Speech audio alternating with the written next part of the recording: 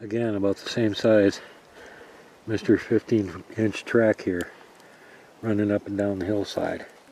Every year, countless hikers, hunters, and campers report the same chilling experience. An overwhelming sense that they're not alone. Some catch glimpses of massive, shadowy figures slipping through the trees. Others find unexplainable footprints. The deeper you go, the stronger the feeling gets. But what happens when you finally turn around, only to find nothing there? We are hunting Bigfoot. Oh my gosh. That attracts predators right there and has called in for us Bigfoot. Western Bigfoot Exploration is a YouTube channel dedicated to uncovering the mysteries of Bigfoot in the rugged and remote landscapes of the western United States. Jonathan, an experienced hiker and backpacker, ventures deep into the wilderness, far beyond where most have dared to go, in search of evidence. With each journey, he dives into the history of the land, explores the legends surrounding the creature, and brings his audience along for the adventure. When they were making the logging roads in, and that's when Tom Slick found this camp on the map. For some, the belief in Bigfoot is built on thousands of eyewitness accounts.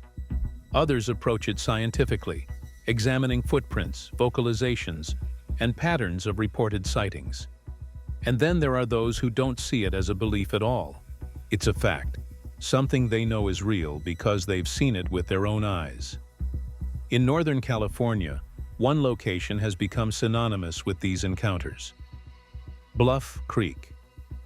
Jerry Crew's finding down there, and it wasn't but a couple of miles upriver, up creek, where they had the fuel barrels stashed, that Jerry Crew found the fuel barrels thrown into the creek too. In the late 1950s and early 70s, logging crews working deep in the forests of Six Rivers National Forest returned to town with unsettling stories. Massive footprints appeared overnight. Heavy machinery was inexplicably overturned. Large humanoid figures lurked in the trees. In 1958, a road construction worker named Jerry Crew discovered enormous footprints in the dirt. His Hoopa Native co-workers recognized them instantly, claiming they belonged to a giant that had always lived in these lands. Crew made a plaster cast of one of the tracks, and when a Eureka journalist published the story, it gained national attention. The legend of Bigfoot had taken root. On the afternoon of October 20th, 1967, everything changed. As they rode along the creek, a massive root system blocked their view of the path ahead. Rounding the bend, they spotted something moving. Patterson's horse reared, throwing him off, but in the chaos he managed to grab his camera. Sprinting forward, he fumbled with the device, but kept filming. The figure moved methodically through the clearing, its muscular frame unmistakable. The footage that followed would become the most famous Bigfoot evidence in history. Watch closely. Something worth seeing happens here. Tree with a large root system impeding their view of what lie ahead, and when they turned the corner. The daylight faded fast. Knowing the storm was closing in, Patterson and Gimlin documented the footprints left behind. Patterson swapped out the film under a tarp, still unsure whether he had captured anything of value. The rain hit hard the next morning, turning the route back into a treacherous mess of mud and washed-out trails. Gimlin skillfully navigated their truck out of the forest, determined to get the film developed. Once back, Patterson wasted no time. He met with Al Hodgson, a Bigfoot researcher and store owner in Willow Creek, urging him to visit the site. He insisted the footprints couldn't have been faked. There was only one set, no disturbances, suggesting a hoax. Soon, experts arrived, including journalist John Green and taxidermist Bob Titmus. Their conclusion? The prints were legitimate. More than 50 years have passed, but Bluff Creek remains a place of mystery. Bigfoot stuff like that seems to happen all the time. Why don't you film it? Well, because my camera was low. How was your camera low? Jonathan sets out to retrace the footsteps of Patterson and Gimlin, venturing into the same dense forests. Navigating the thick brush, he quickly realizes how challenging the terrain is. The steep embankments, tangled vegetation, and winding creeks create a near impenetrable environment. Watch this carefully. This moment is telling. There goes that famous root ball. So this is what I'm guessing. We went down this way. And I believe this is the way I already said. As night falls, exhaustion sets in. Sitting by the fire, Jonathan watches the surrounding darkness, hoping his night vision camera will capture something moving in the trees. Then, a sound breaks the silence. Did you hear that?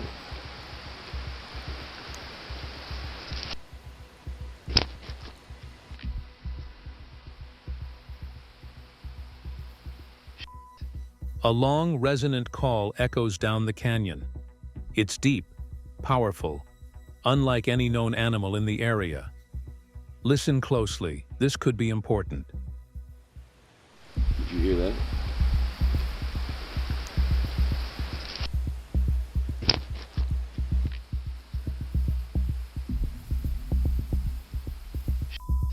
Just when it seems the night couldn't get any stranger, lights appear in the distance. At first, they resemble distant car lights flickering through the trees.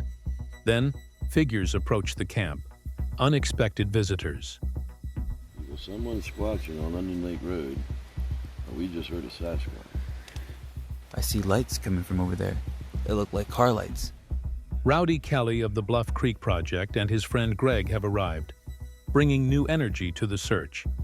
As morning comes and the group packs up camp, something strange is recorded on camera. A 7.5-minute clip shows everyone standing within a few steps of each other. Then, less than a minute later, an anomaly appears. Something unexplainable. Review this footage carefully.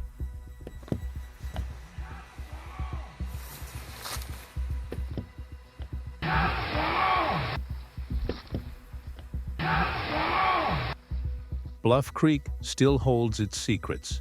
The footprints, the film, the stories, they all point to something existing in these woods, something that continues to evade discovery. Whether it's an undiscovered species, a lost primate, or something beyond explanation, one thing is certain: the search is far from over. Could something still be moving through these forests, hidden just beyond the firelight? Hey fam, ready for nightmares? Check out Knock Knock for the scariest, most bone-chilling encounters caught on camera. Link in the description. If you dare. Hellbent Holler is a tech-driven, boots-on-the-ground investigation team focused on Sasquatch, Dogman, and the paranormal. Hailing from the Carolinas, Hellbent Holler is a two-person research team that investigates all manners of high strangeness in the southern Appalachians. 18 hours ago, we get this report that two guys were traveling down an old Forest Service road. From the forests of the land between the lakes to the mountains of North Georgia, Hellbent Holler takes a tech-driven yet unconventional approach to exploring mysterious phenomena. The duo has researched Sasquatch, Dogman, anomalous lights, and wilderness paranormal activity. Hellbent Holler consists of Joe, who has spent the last 2 decades looking into the existence of Bigfoot in the southern states, and Jesse Lee, a longtime researcher of the paranormal and occult. The two members combine, and sometimes contrast, their research methods and philosophies on various phenomena to create a unique and holistic approach to their search for answers. Say, Sasquatch is a thing that is so close to nature, like deer. When they know and sense a major weather event coming, it seems like they get out of Dodge, they go to safety. Less than 18 hours ago, we received a report from this area. Here's what's crazy about it. 18 hours ago, we got this report that two guys were traveling down an old Forest Service road When they saw a dark figure in the middle of the road, and it darted off to the right into the forest. when they saw a dark figure in the middle of the road. It darted off to the right into the forest. They got in touch with us because they know about our channel. They've seen our channel before, and we decided to mobilize. What's crazy about this too is that less than 12 hours ago, a crazy storm hit. Here, we've got a bit of a path going off into the woods. Do you want to kind of go into this?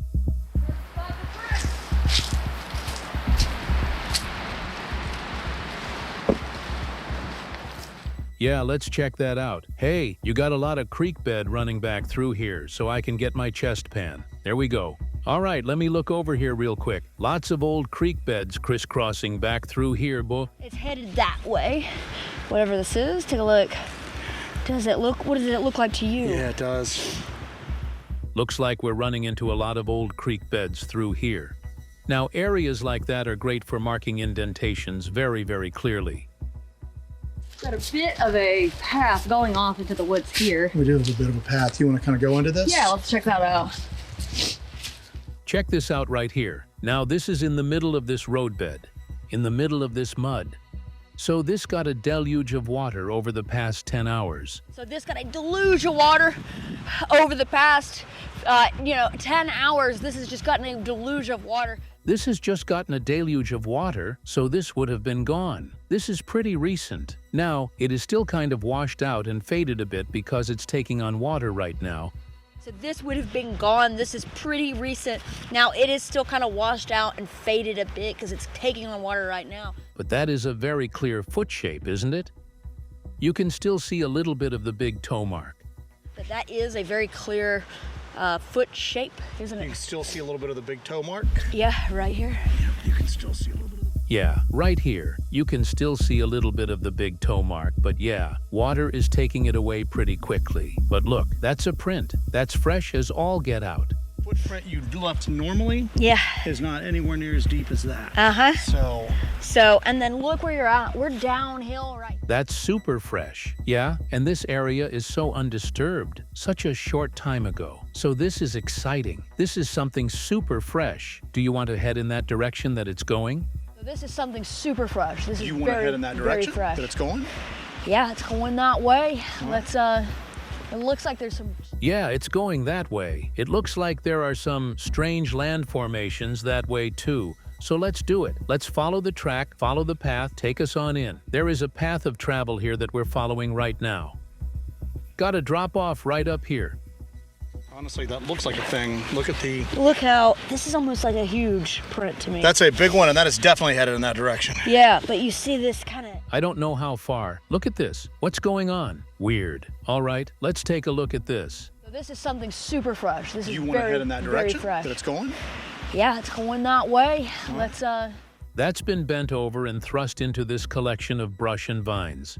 This is a living tree right here, and it's bent and broken. So this is a living tree. You can't snap anything off of it. This is a living tree right here. And it's bent and broken, so this is a living tree. You can't snap anything off of it. It's a living tree. This is a living tree. There's a lot going on here right now. There's a lot going on. I'm going to step out of the way so you can get some good shots of that. Watch out. Are you okay? Holes. Yeah, I just went in a couple inches right here. All right, get a shot of that. Just take a... We need to be real careful. I don't know what's going on here. Okay, my foot is just going down in. You got the heel here, and then that inner part of that foot, that right foot right there. But there's a slide. You can see it in the mud here. There's a pit, broken off at the base and leaned onto this as well. All of these are live trees. And then this other one has been bent over the live tree and has been pinned at the bottom here. This is bizarre. 18? 18 inches. Oh boy. All right. Yeah, so we're looking at the tip toe. Now listen. This is a very complex situation here. I don't know what it is. There are some interesting bends over here I want to check out, and then we'll continue to follow this track. A non-thing, but... Honestly, that looks like a thing. Look at the... Look how... I'll go this way to check it out. You just follow me this way. Whoa, terrain's getting weird over here. There are some drop-offs, and then we're getting into some depressed areas over here. Broken off at the base and leaned onto this as well. All of these are live trees. And then this other one has been bent over the live... Okay, so we got kind of a weird situation right here just adjacent to that other one. That is a dead tree. The one that's arched is dead. The roots were pulled out of the ground. The root ball is still attached. We're going to head over there in 1 second. Wind's getting worse. Yeah, we're going to need to kind of put it into high gear. Peter Kane Dog Training has been known for sharing unusual and sometimes controversial content. But this time, he presents something truly astonishing. A juvenile Sasquatch frozen since 1953. He claims that this creature has been preserved using dry ice, with slabs underneath and granular dry ice on top. For those unfamiliar with dry ice, he advises looking it up. Sort of looks like a Christ figure laying there. When my father shot the Bigfoot, September 23rd, 1953, he shot more than one. According to Peter, his father shot the Bigfoot on September 23, 1953. However, this wasn't the only one. Multiple Sasquatch were involved in the encounter. When they began cutting up the larger ones, a juvenile suddenly appeared. It reacted in distress upon seeing its deceased parents and attempted to escape, but was shot in the back. And when they were cutting they started cutting the big ones up, this small one, this juvenile, appeared. The male and female Bigfoot were simply too large to transport out of the swamp, so they were cut up for easier handling. However, the juvenile was different. It was smaller, yet still a massive creature, estimated at over 300 pounds. Initially, they planned to transport it whole, but when they went to retrieve the body, they discovered it was still alive. At that moment, they debated whether to keep it alive. And when the juvenile saw that the mother and father were dead, the juvenile took off and they shot this one in the back. Peter recounts that his father and his group even considered selling the creature to the St. Louis Zoo. However, the Sasquatch was not as lifeless as they believed. It had merely been stunned and later regained consciousness. The sheer size of the creature was intimidating, as it took 4 people just to move it. Its feet were distinct with separated toes, and it had enormous hands. Peter describes how his father witnessed it behaving erratically before they ultimately euthanized it. Now they continued cutting up the male and female Bigfoot because they couldn't get them out of the swamp. They were too big. This is a juvenile. It's like this would be a very large human. Despite its injuries, the Sasquatch displayed remarkable resilience. Peter highlights its physical features, its hands, eyes, and other anatomical details that distinguish it from any known animal.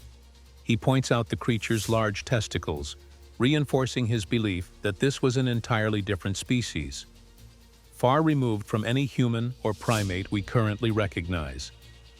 The girth on this animal, it's gigantic. It's over 300 pounds. It's a big animal. So they were cutting up the adults. Peter recalls his father's concerns that the creature could come back to life. During the process of cutting up the larger Bigfoot, he noticed that their muscles twitched and their eyes occasionally opened. This led him to believe that the Sasquatch might have some kind of hibernation ability, making him anxious that the juvenile might not be fully dead. And they were gonna transport this one whole. And when they went to go get it to put it in the boat, they noticed that it was still alive. So they were thinking, well, we'll try and keep it alive.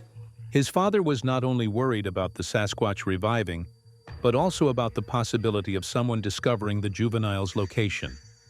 He feared that either the government or extraterrestrial beings would intervene and take the body away.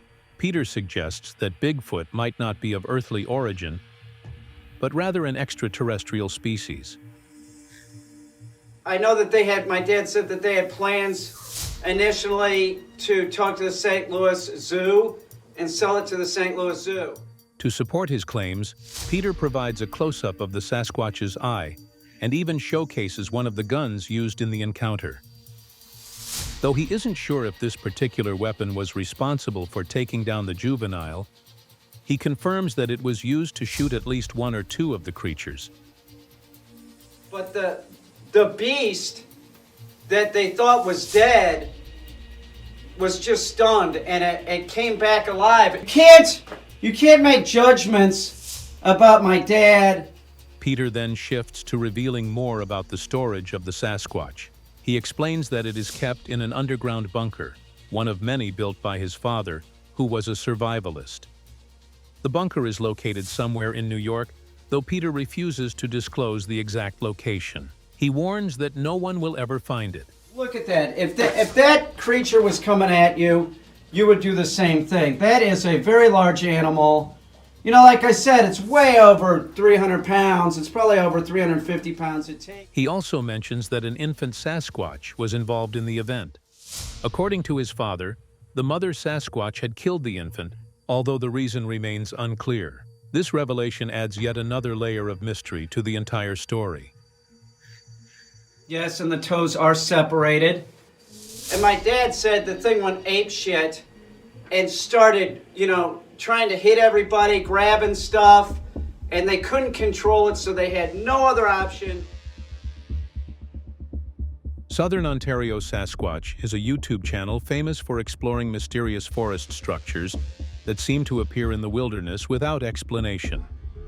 The channel follows years of first-hand encounters, starting with a life-changing sighting during a solo berry-picking trip. Since then, the search has never stopped, revealing strange and intricate formations deep in the woods. These structures often consist of carefully placed branches, twisted twine, and even artificial objects like fabric and plastic string, leading to endless speculation about their origins. Some believe they are the work of forest beings. Others see them as mimicry of human shelters. But the patterns are undeniable. Last fall, against this fallen tree where these small branches stood. These formations follow a unique style that continues to evolve. Deep within an area that hasn't been visited in 7 months, something unexpected appears. Last fall, against a massive fallen tree, a collection of small standing branches formed an unusual display. Now, something even stranger has been added. A larger branch, perfectly positioned, as if it was carefully placed rather than randomly fallen. This Y branch right here is just being balanced on the ground. Just beyond, an improvised canopy-like structure takes shape, balancing on a Y-shaped branch with a tree crossing overhead. The presence of plastic string, seemingly tied with purpose, raises even more questions. It wraps tightly around the branches, securing them in place as if someone, or something, wants them to hold firm. Even more curiously, another branch has been woven into the structure without offering any visible support. Every detail suggests intent. But by whom? Watch closely, and the evidence speaks for itself.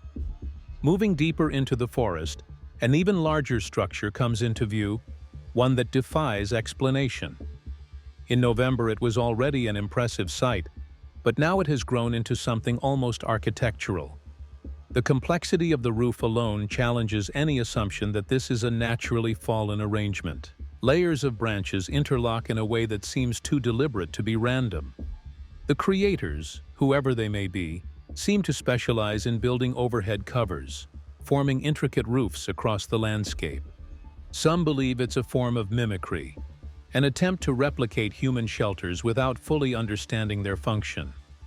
Others argue that these are protective barriers, marking an unseen presence in the wilderness. The craftsmanship of this particular roof suggests a level of planning that goes beyond accidental placement. Each element is carefully woven into the next, balancing on live trees, leaning against massive fallen trunks, and even incorporating freshly snapped branches, still green with moisture. The structure is not just growing, it's evolving. There is something extraordinary happening here, and the evidence is undeniable. Oh my God! It's blowing mine because it wasn't anywhere near as finished as this in the fall. All it was, this is a mat built on a massive, enormous Y branch. Further along the riverbank, an unexpected discovery brings even more questions. Again, this is along the same river where my teddy bear showed up, where the fire came through, where I found about 15 structures all in that one particular area. The site where a teddy bear once mysteriously appeared is now a graveyard of structures, with nearly 15 of them scattered across the landscape. Some remain intact, while others have been altered or destroyed, possibly by a fire that passed through the area. What stands out most is a peculiar fire pit, one that has never been lit. A couple random stones, brick, Piece of old asphalt, it looks like. A few pieces of wood. Nothing's been burned. Nice sitting log. Little piece of paper. Make it look like it's all ready to be lit. Arranged in a near-perfect circle, stones, old asphalt, and bits of wood form the illusion of a human-made campsite. But the details tell a different story. A sitting log is positioned as if waiting for someone, and a small piece of paper is placed at the center, as though prepared to be burned. But there are no signs of ash, no scorch marks, nothing that suggests a real fire was ever started. It's as if someone, or something, is imitating human behavior without fully understanding it. Could this be another sign of mimicry? A symbolic recreation of something seen but never experienced? The mystery only deepens as more details emerge. Each discovery raises more questions than answers. These structures, whether intentional or coincidental, follow a pattern too distinct to ignore. Are they remnants of a lost human presence? Or do they belong to something far older, something hiding in plain sight? Whatever the answer, the forest holds its secrets well, and the search for truth continues. Bigfoot Research is a YouTube channel famous for its ongoing investigations into the elusive creature, uncovering mysterious evidence deep in the Arizona wilderness. Led by Mitchell Waite and Susan Farnsworth, the team is determined to uncover the truth, and this latest discovery may be their most compelling yet. As they trek through rugged terrain, they stumble upon something that stops them in their tracks, a massive nest-like structure, carefully constructed. Okay, everybody stand around it so we can get a size perspective. You need to film this, Dan. And unlike anything they've seen before, the sheer size and design of it leave no doubt that something, or someone, built this with purpose. The nest is large enough for a human to fit inside. Yeah. Well, I mean, a person could do this for a makeshift shelter, but I wouldn't want to sleep with the bugs. It's like people do tents. This is a lot of effort. Yeah, they'd be all eaten up. But it's not built like any typical shelter. It has a concealed entrance, branches pulled over to form a cover, making it blend seamlessly into the environment. It's almost as if it was designed to be hidden. That was an individual spot over there. Yeah. And this looks like an individual spot over Maybe they here. have different, like, lookouts or something? Okay, you over there and you over here. And... Well, this... The team examines its structure closely, noting how the entrance appears to be intentionally covered to provide protection from the elements or from prying eyes. They stand around it, trying to get a sense of its scale, and the reality of their discovery begins to sink in. This is not a random pile of debris. This is a shelter, one that appears deliberately designed. See for yourself as they uncover this incredible find. It doesn't fan out very much bigger, but it does a little. I still think this is still under construction. Questioning what kind of creature could have built it. Determined to get a closer look, the team inches forward. The nest is not just an exterior shell. It has depth. The inside is partially hollowed out, with layers of debris placed with clear intention. And there are sticks in here that have been propped up on the sides. It's not entirely finished, as if something has been adding to it over time, adjusting and expanding it. The team debates whether this could be an unfinished construction, possibly used seasonally or still being worked on. If it was meant for warmth, its compact design would make perfect sense, retaining heat in colder months. But that only raises more questions. Why go through so much effort to build this out here, in the middle of nowhere? The level of detail suggests intelligence, something that understands shelter building beyond simple survival instincts. I'm too wide in the shoulders to get further in. So whatever it is smaller than me. The possibility that this nest was crafted by an unknown creature becomes harder to ignore. Watch as the team analyzes the structure, considering its purpose and what kind of being might use it. The mystery deepens as one of the investigators decides to crawl inside. We're going to go down and take a look inside. It's got a door to it, too. Yeah. Armed with an infrared camera, he pushes forward, peering into the darkness. The interior is tighter than expected, but it extends back further than it initially appeared. The walls are lined with carefully placed sticks, reinforcing the idea that this is more than just a random formation. Then, something catches his eye. It's moving? Yeah, it's moving. You might want to, might want to vacate. Yeah. Oh, it's looking at me now. A dark shape lingers at the far end of the nest.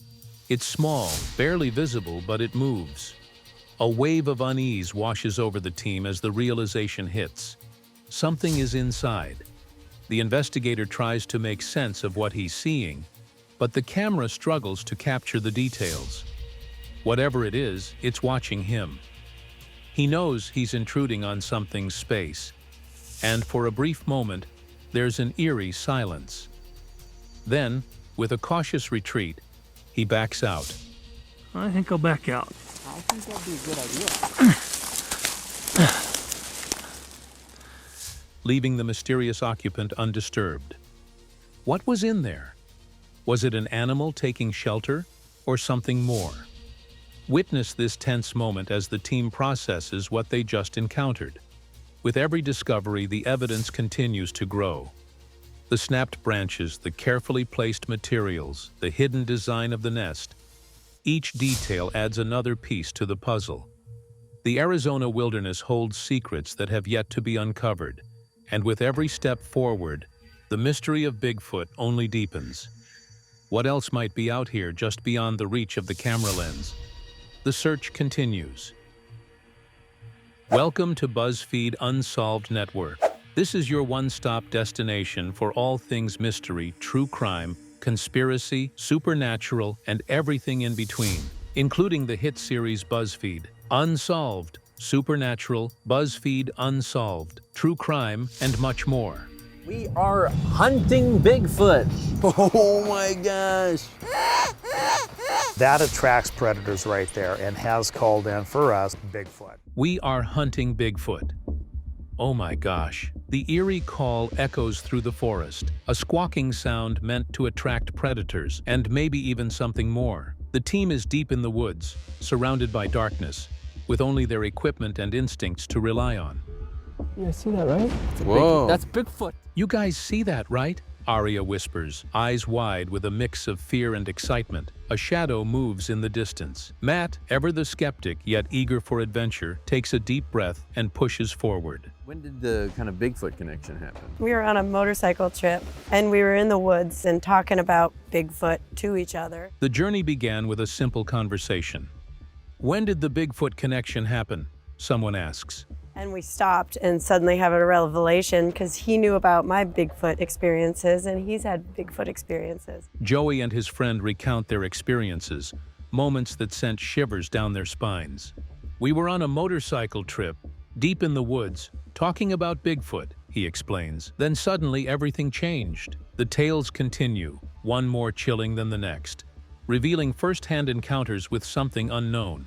I was lucky enough to call one in with a predator call when I was 18 years old, and he was from me to you.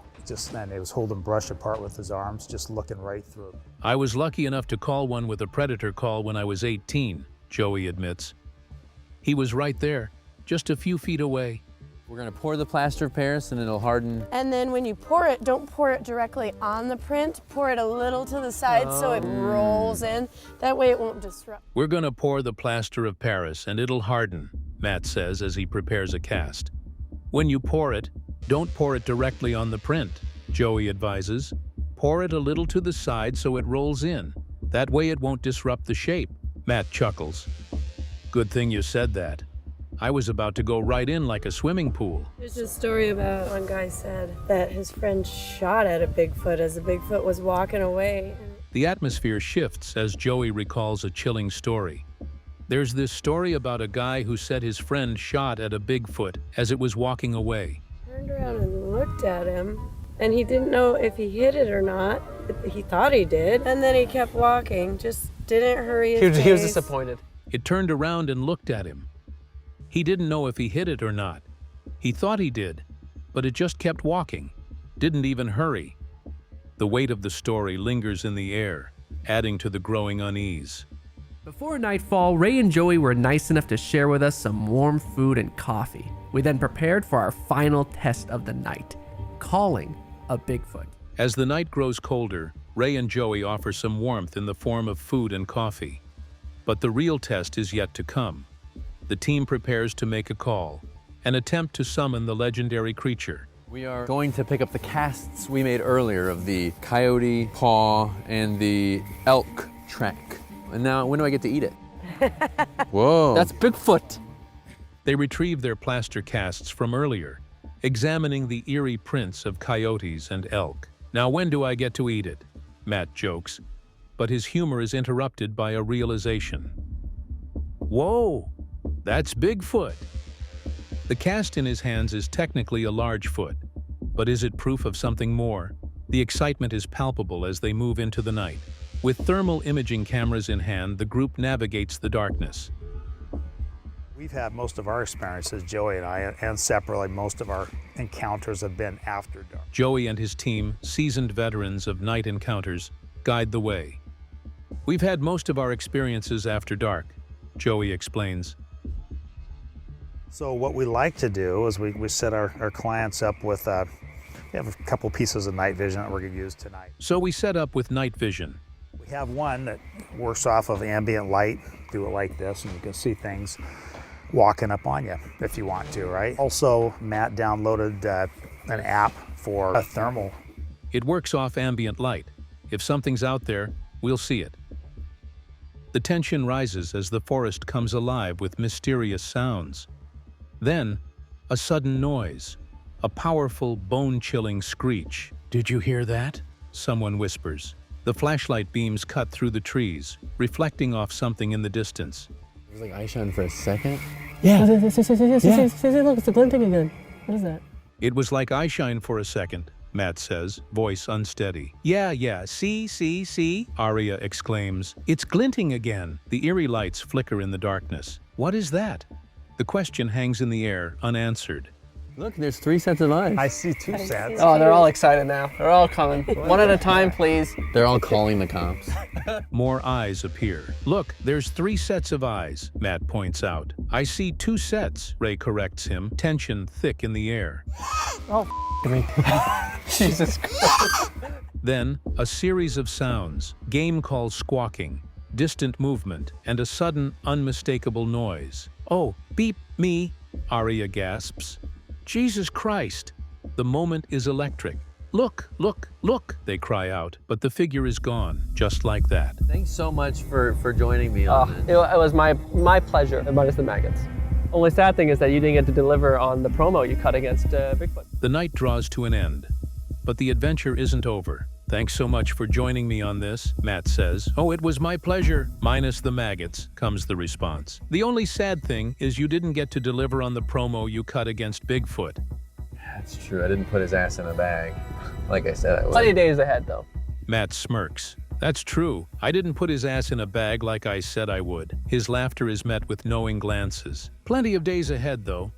The chase isn't over. Not yet. Bye. We're gonna go kill Aria. Laughter fills the air, but the mystery lingers. Somewhere in the shadows, something watches. North American Bigfoot Center is a YouTube channel dedicated to investigating and preserving evidence of Sasquatch activity. The center, founded by experienced field researcher Cliff Barackman, serves as a hub for enthusiasts and scientists alike, exploring the deep wilderness in search of proof. 2023, I went for a solo hike in a location that I'm pretty familiar with. I've been to this area before and looked around, and I thought this area is probably good enough to keep my eye on. On February 4th, 2023, Cliff embarks on a solo hike into a familiar location, a place he has visited before, believing it to be worth continued observation. The day is cold and misty, a typical February scene in Oregon. But the road conditions are good despite recent snow and rain. The damp ground offers a prime opportunity to find fresh tracks of any wildlife moving through, whether coyotes, bears, or possibly even Bigfoot. As he makes his way along the trail, Cliff stumbles upon signs of wildlife. But on the way out, look what I missed. But then I started looking, don't know, man. You tell me. Doesn't that resemble toes? A small pile of coyote scat appears on the path, an encouraging indicator that animals are indeed active in the area. However, other than that, the road remains largely undisturbed. No deer, no mountain lion tracks, and most notably, no Sasquatch footprints. The thought crosses his mind.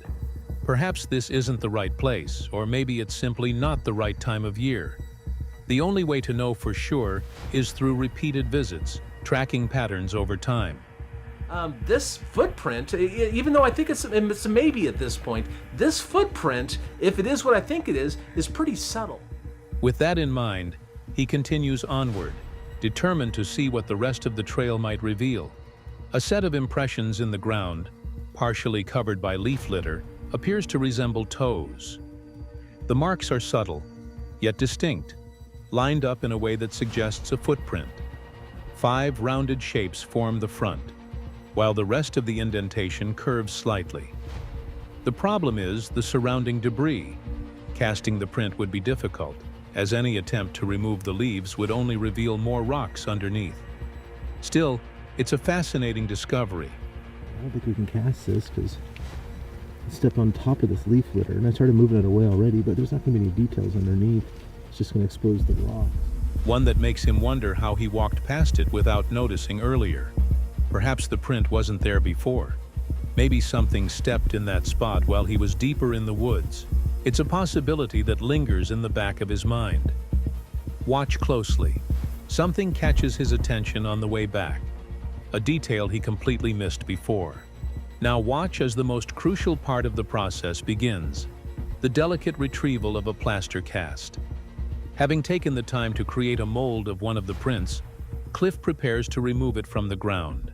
The cast is thick, about an inch deep, and prying it loose requires patience. Without a shovel, he carefully digs with his fingers, loosening the soil underneath to break the suction holding it in place. Slowly but surely, the cast begins to lift. The tension is evident. If it cracks, it can be repaired, but the goal is to keep it intact. Bit by bit, he maneuvers it free, revealing the full imprint. Holding it up, he inspects the details. But yeah, then I'll just let it dry for a day or two, maybe put it by the fire, maybe a week if I feel like it. It's hard to wait a week. The cast is rough, filled with bits of gravel and leaf litter, but the shape is unmistakable. Some debris can be removed, while other pieces will stay embedded until they dry and fall out naturally. This is where patience comes into play. Letting the cast dry completely is crucial, even if the anticipation is difficult to resist. He recalls past experiences, like when he obtained the London tracks and had to wait weeks before analyzing them.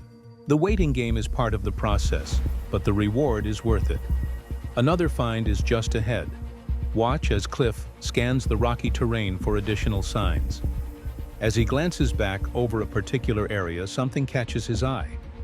The ground is uneven, with stones scattered across it, but a distinct impression stands out. That's interesting. It's just an impression that this kind of boot size. Let me see how this compares. It's pretty boot size, but who's walking up that? The shape is subtle, yet the outline appears different from the surrounding formations. Upon closer examination, it becomes clear that something heavy has stepped here. A bend in the soil, a depression where pressure was applied, evidence of movement. Could it be another track? He pulls out a measuring tool to get a better idea of the size. The imprint measures approximately 12 inches, falling within the range of a boot print. Well, it's more like 12 and a half. No, it's like 12 inches. That's right there in the boot size. But, I don't know, man. It's a possibility. But something about it seems off. The way it extends forward, the way the earth is pressed down, it raises more questions. Was it left by a person, or could it be something else? Another clue, another mystery waiting to be unraveled. Mid-Florida Bigfoot Research Group is a YouTube channel famous for its dedicated and serious investigations into Bigfoot and skunk ape activity across Central Florida. Hi, this is Marie Dumont with the Mid-Florida Bigfoot Research Team. I'm out here in the Pacific Northwest for Ruby Joe Prue. Hello. Mike. Say hi, Mike. Hello. Hi. Led by Marie Dumont, the team's goal is simple yet profound: to raise awareness and prove the existence of these elusive beings in the wilds of Florida. But on this particular outing, they find themselves far from home, deep in the Pacific Northwest, exploring the ancient and shadowy landscape of the Colville National Forest. It's a cool, quiet morning as they set out into an area known as Gypsy Meadow. The forest here feels untouched by time. Towering cedar trees loom overhead, their trunks weathered and massive, as if guarding secrets that date back centuries. The ground underfoot is soft and wet from recent rains. A washed-out stream cuts its way through the meadow, its banks slick with thick mud. It's along this lonely stretch of water that something catches their attention. And we came across these. They look like huge they look like they're older, but impressions. They look like... Scattered across the muddy ground are impressions. Large ones, spaced in a pattern that suggests deliberate movement. They're not fresh, but they're distinct, and their size is impossible to ignore. What lies before them could be evidence of something extraordinary. In this muddy spot by a little creek, it runs over there, Right and next to there's some prints over there. But look, this looks like a ancient cedar forest area. As Marie surveys the area, she describes how the prints are found in an ancient cedar forest near a muddy creek that winds away into the dense woods. The place is quiet, remote, and unmarked by any typical hiking trails. It's not a game trail, and there's no sign of other human visitors. It's as though they have stepped into a forgotten place. They move slowly and carefully, following the impressions that weave their way through the mud, vanishing and then reappearing farther along the creek bed. These aren't random marks. There's an undeniable rhythm to them, a purposeful gait that seems to lead somewhere deeper into the forest.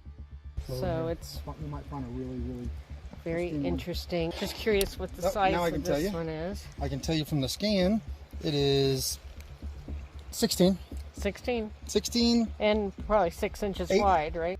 The team takes a closer look at the size and shape of these mysterious impressions. One of the tracks measures 16 inches in length. The front is nearly 7 inches wide, tapering down to a heel that's just over 5 inches across. It's massive, far larger than any human foot, and broader as well. Even without clear toe impressions, the depth and spread of the track are compelling. What's more, these aren't isolated prints. More tracks are found on the other side of the creek, circling around the area as though something large and heavy had moved with intent.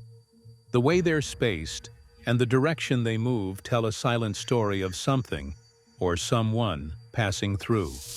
The group keeps their focus, fully aware that this is not a common find. The prints don't follow any marked trail, and the path they revealed is not one of a typical animal. There's no evidence of bear or elk. It's as if the creature that made them chose its path carefully, sticking close to the muddy edges of the water, staying hidden beneath the cover of the thick underbrush. They wonder aloud about the possibilities, noting the differences in size between some of the tracks, perhaps indicating more than one creature. One impression looks smaller, as though it may belong to a younger individual following an adult. The evidence points to a pattern, not a coincidence. Watch the full investigation yourself and decide what's really out there. Small Town Monsters begins as an independent film series, uncovering the lost and bizarre histories tucked away in small towns across the United States. Over time, it evolves into a renowned YouTube channel and documentary powerhouse, releasing more than 10 films, several investigative series, and a steady stream of exclusive content. What sets Small Town Monsters apart is its commitment to telling stories through the words and experiences of the people most affected, local residents and eyewitnesses. That I've heard a lot about over the years. This is a place that when I was first getting into Bigfoot stuff, you heard tons of stories about activity around. Their journey begins in 2015 with Minerva Monster, a film exploring strange occurrences in Minerva, Ohio, during the late 1970s.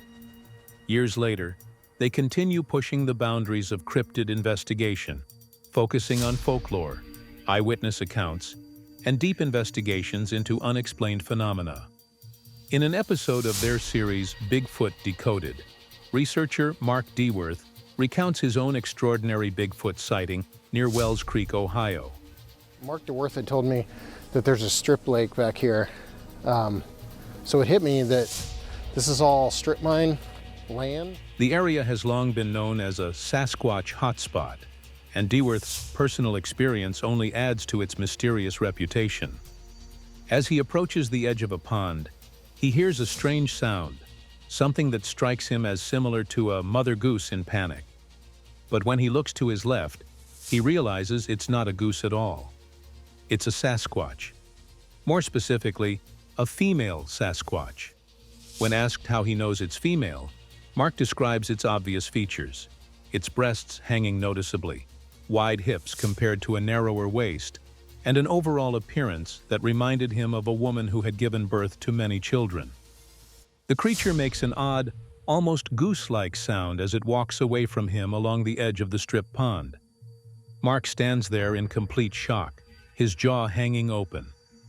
As the female Sasquatch disappears into the distance, another figure steps out from behind a tree, the big one.